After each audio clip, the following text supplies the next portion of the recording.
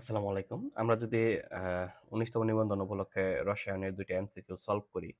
একটা হচ্ছে যে পরমাণুর ৩য় কক্ষপথের একটি ইলেকট্রনের কৌণিক ভরবেগের মান নির্ণয়ের সমীকরণ কোনটি?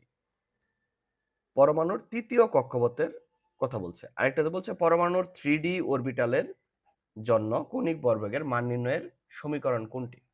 তো আমরা যখন পরমাণুর এই ৩য় কক্ষপথের ইলেকট্রনের কৌণিক ভরবেগের মান নির্ণয়ের সমীকরণ দেখব, আমরা তখন জানি কৌণিক ভরবেগ mvr সমান nh/2π।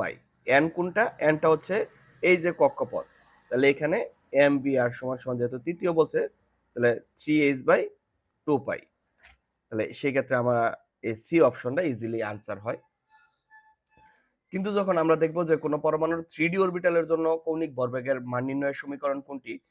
যদি অরবিটালের কথা বলা থাকে তাহলে সেই ক্ষেত্রে মান নির্ণয়ের সমীকরণ হচ্ছে mvr সমান √l l+1 ডট h/2π।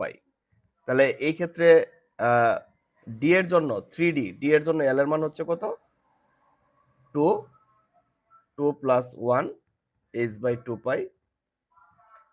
3 তাহলে √2 into 3 h/2π √6 h/2π।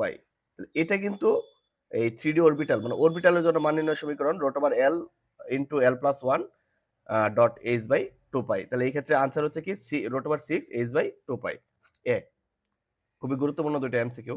ভালো লাগলে অবশ্যই মন্তব্য করে উৎসাহ দিবেন বা ভিডিওটা শেয়ার দিয়েও উৎসাহ দিতে পারেন। ধন্যবাদ সকলকে। আসসালামু আলাইকুম।